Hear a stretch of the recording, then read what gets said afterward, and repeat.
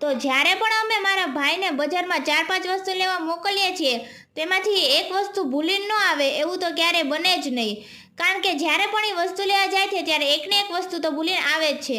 આજે એને થોડુંક કરિયાણાની વસ્તુ લેવા મોકલ્યો હતો. આમ તો એ બધું લઈને આવ્યો હતો, પણ મેં એની સાથે તીખા સેવ મમરા મંગાવ્યા હતા જે એ ભૂલીને આવ્યો હતો. તો જ્યારે એ ઘરે આવ્યો ત્યારે મેં એને પૂછ્યું કે મારા માટે મમરા લાવ્યો કે નહીં, તો એ કે ભૂલાઈ ગયો, હમણાં પાછો જાઉં છું. પણ પાછો જાય ત્યાં સુધીમાં તો વરસાદ ચાલુ થઈ ગયો હતો. તો પછી સૂકા મમરા લઈને આવ્યો હતો. તો મારા મમ્મી કે બાકી વસ્તુ તો ઘરે પડી છે, તારે બનાવવું હોય તો બનાવી નાખ. તો મેં કીધું વાંધો નહીં. તો મારો ભાઈ કે બનાવજો તો મારા માટે પણ બનાવજે, કારણ કે અમને ભાઈ બહેન બંનેને એકદમ તીખા લસણિયા સેવ મમરા બહુ ભાવે છે.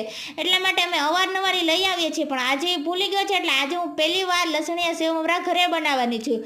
આમ તો આ ટેસ્ટી જ બન્યા હતા, પણ ખબર નહીં બહારના વધારે ભાવે છે.